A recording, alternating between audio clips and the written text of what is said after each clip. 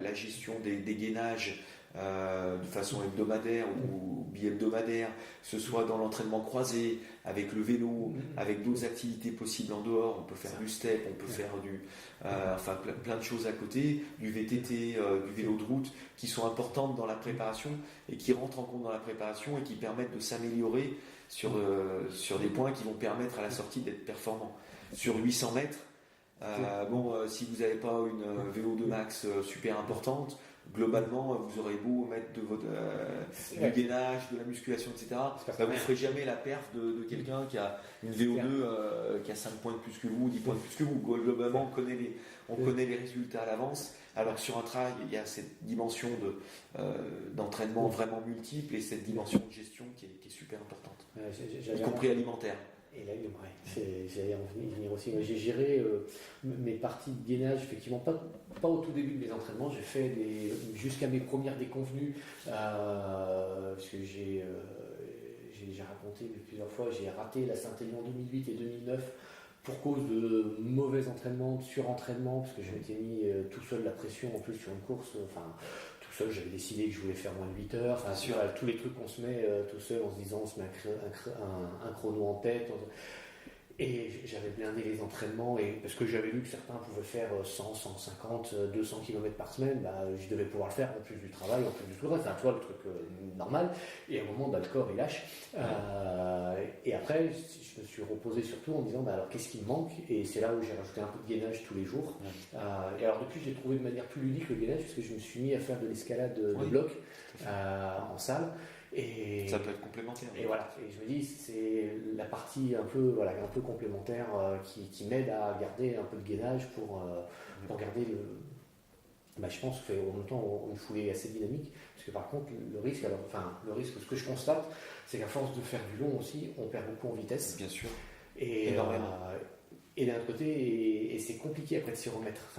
Je sais pas si toi, dans tes conseils, tu conseilles de continuer à faire des 30-30, des choses comme ça. Alors, l'idéal, c'est d'avoir un entraînement le plus varié possible. Donc, de toucher des secteurs différents. Après, forcément, si un athlète vous dit, je veux faire l'UTMB, mais j'ai que 3 entraînements possibles dans la semaine, ça va être difficile de passer par toutes les filières, de faire la vitesse. Lui, on va lui privilégier plutôt des sorties longues, plutôt du travail de renfort musculaire éventuellement, plutôt du travail de seuil, etc., de côte. Mais on va pas forcément lui dire tu vas faire qu'un entraînement sur de la préparation physique, ou tu vas faire qu'un entraînement sur du travail de pied, ou qu'un entraînement de vitesse. Pour lui, l'entraînement de vitesse, s'il y a un entraînement effacé, ce sera plutôt l'entraînement de vitesse. Donc effectivement, ça dépend de l'investissement qu'on a dans la pratique. Mais dans l'idéal, effectivement, quand on commence à s'entraîner 5, 6, 7 fois par semaine, là, il faut balayer un petit peu tous les secteurs, et la vitesse est bien sûr un élément à prendre en compte et à ne pas laisser complètement de côté, c'est clair.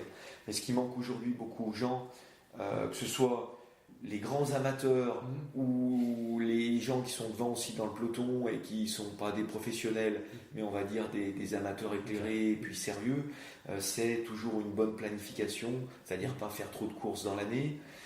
C'est une bonne programmation des entraînements aussi, c'est-à-dire pas en faire trop. Moi, souvent, je dis à mes athlètes, la récupération, elle fait partie du plan d'entraînement. Si vous oubliez de récupérer, à un moment donné, vous allez rentrer dans le surentraînement et puis il va y avoir une blessure.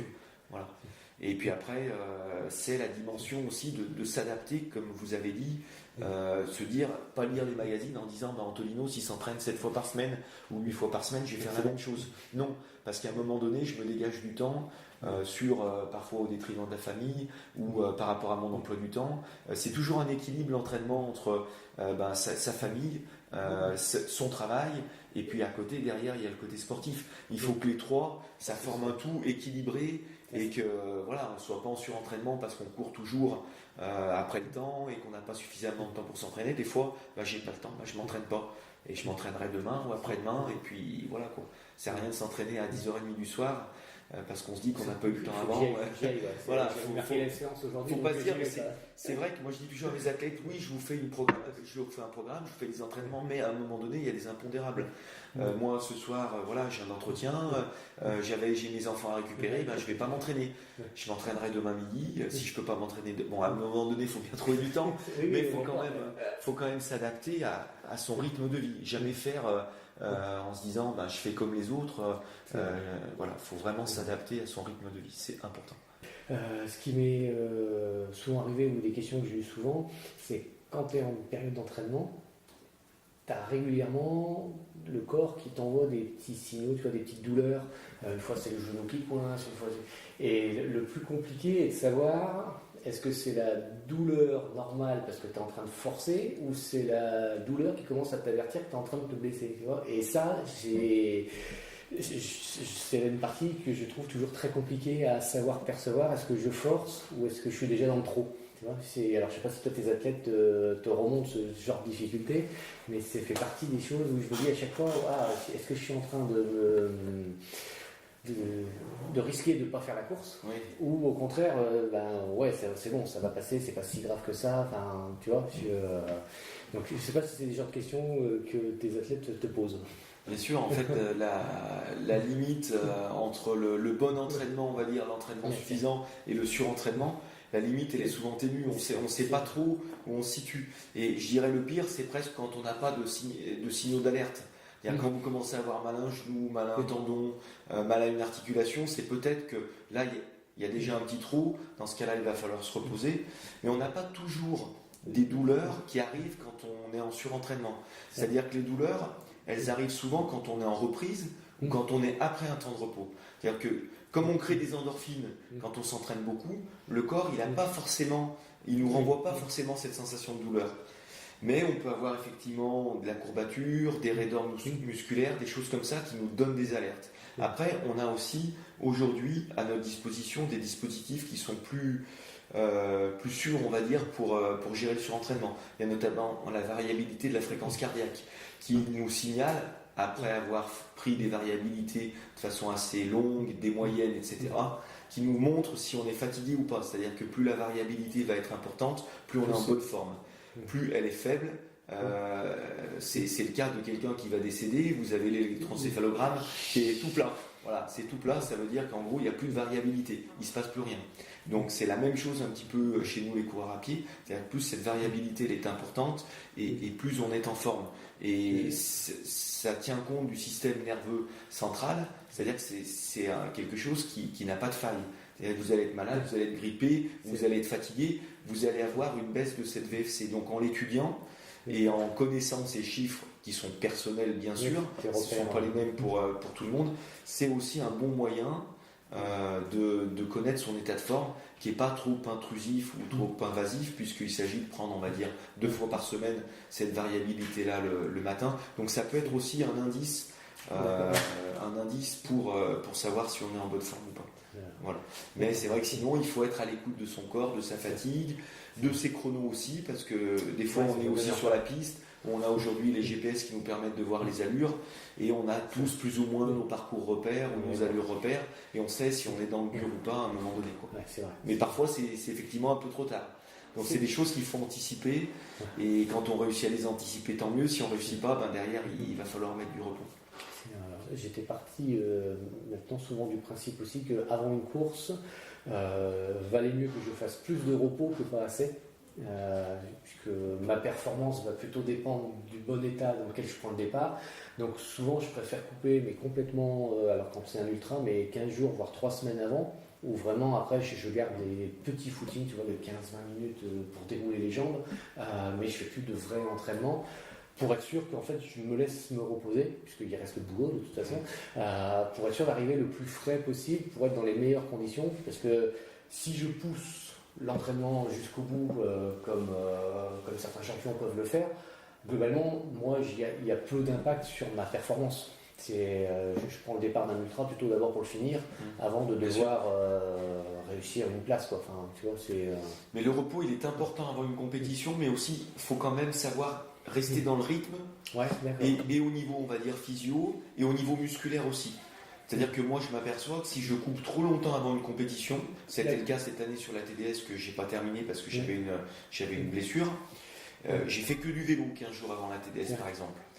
Mais j'ai eu des courbatures énormes après la TDS et des difficultés pendant la TDS dans les descentes parce que musculairement, on perd très vite, notamment sur cet effort excentrique. Donc il faut toujours, dans un volume moindre bien sûr, mais qu'il y ait des petits rappels de spécifiques, notamment en termes de dénivelé, en termes d'allure, même proche de la compétition, parce que ça c'est nécessaire. Le corps il a besoin quand même de ces rappels-là pour être bon le jour J aussi. Donc ça, faut se méfier aussi à pas non plus trop couper. Il faut qu'il y ait une limite entre la fraîcheur et le désentraînement, on va dire. Quoi. Ouais, voilà. C'est vrai. Voilà. Il faut trouver cette limite-là quand même. Et ta TDS, tu étais déjà blessé avant de prendre le départ? Enfin, tu savais que tu étais blessé ou c'est pendant la TDS que tu t'es blessé? En fait, j'ai ressenti, mon entraînement s'est très bien passé au mois de juillet jusqu'à mi-août. Et quand je suis rentré d'un stage sur la Rosière qui a duré 4 semaines là-bas, donc avec pas mal de volume, de dénivelé, de rando-course, de vélo, d'entraînement en tout genre en côte, d'alpinisme aussi. Donc j'ai fait une dernière compétition le 5 août. Derrière, j'ai fait un peu de récupération et je me suis réentraîné. Et quand je suis rentré sur Lyon ici, j'ai ressenti des douleurs assez importantes aux adducteurs sur les entraînements, même des entraînements à très faible intensité et de très faible durée.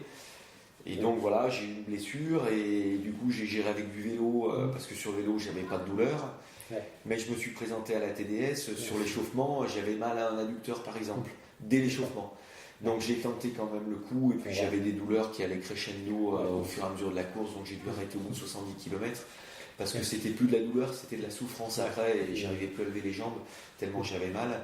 Et du coup, je me suis arrêté. Effectivement, depuis, je suis blessé. Alors, je fais un peu de vélo. J'essaye de gérer comme je peux, mais en course, on va dire rapide, je suis vraiment très limité. Je fais des examens la semaine prochaine. Enfin, pas la semaine prochaine, cette semaine, en milieu de semaine, pour voir ce qu'il en est exactement et comment je vais pouvoir adapter mon entraînement. Et est-ce que je vais pouvoir faire la diagonale que j'avais prévue au mois d'octobre. Donc, qui va sans doute être compliqué par rapport aux soucis que j'ai. Donc voilà, c'est arrivé un petit peu d'un coup, sans signe annonciateur, avec des bonnes sensations. Une course que j'ai gagnée début août avec un gros kilométrage aussi. Et j'étais plutôt sur des bonnes sensations. Sans doute qu'il y a eu un déséquilibre à un moment donné. J'en ai peut-être fait trop aussi à un autre moment. Voilà, je ne sais pas trop, je vais essayer de voir en fonction de ce qu'est la blessure exactement. Quoi. Ouais. Et quand tu es en grosse période comme ça de préparation, ça ressemble à quoi une journée type d'entraînement de ta préparation? Tu es en bi-quotidien? Effectivement, je ne fonctionne pas en journée, je fonctionne plus de façon hebdomadaire, effectivement, à la semaine. Donc là, quand j'étais en période de préparation intense pour la TDS, en gros, j'étais à, allez, on va dire, une douzaine d'entraînements par semaine. Voilà, donc ça veut dire du bi-quotidien. Ça veut dire un jour de repos, au moins une période de 24 heures de repos. Ça peut être une après-midi suivie d'une matinée derrière de repos, ou un jour complet, ça dépend. Mais généralement du bi-quotidien en essayant d'éloigner les séances les plus intenses, les plus difficiles, et puis de coupler parfois, enfin souvent vélo et course à pied dans la journée, donc vélo le matin, course à pied l'après-midi, ou l'inverse. De la musculation et de la course à pied ou de la musculation et du vélo, voilà, d'essayer de varier un maximum les activités et pas mettre deux entraînements très intensifs ou deux courses à pied très intenses la même journée, voilà, essayer de faire ça. Et puis parfois au contraire fonctionner en bloc, c'est-à-dire une sortie longue une demi-journée, une sortie longue l'autre demi-journée, c'est possible aussi de fonctionner comme ça, ça dépend, mais il faut savoir encore une fois bien doser et trouver les périodes qui nous permettent de surcompenser derrière pour améliorer le niveau. Voilà. Et quand tu fais du bi-quotidien, est-ce que tu t'es déjà aperçu, c'était plus facile ou plus efficace de faire 2 fois 1 heure, c'est-à-dire 1 heure le matin, 1 heure le soir de course à pied, ou d'avoir un bloc de 2 heures le soir? Est-ce que c'est vraiment plus efficace de scinder, ou ça revient au même et ça dépend de chacun son emploi du temps? Alors ça dépend beaucoup de l'emploi du temps, effectivement. Ça dépend aussi des gens. Moi je sais que j'aime pas spécialement courir le matin. D'accord. De bonne heure du moins. Donc quand j'ai 2 entraînements à faire avec un entraînement de vélo, je préfère mettre plutôt du vélo le matin et puis plutôt de la course à pied l'après-midi. Je préfère le faire dans ce sens-là plutôt que l'inverse.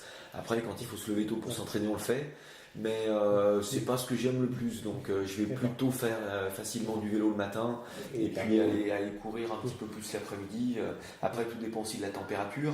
Donc avec les grosses températures qu'on a eues cet été, c'était plus judicieux de partir en courant le matin à la fraîche et puis de garder le vélo pour l'après-midi. Donc voilà, ça dépend de pas mal de choses. Mais l'idée c'est en gros de ne pas mettre des choses très intenses et répétitives le même jour. Voilà. D'accord. Est-ce que dans ta carrière, tu considères que tu as eu ce que j'appelle ton meilleur raté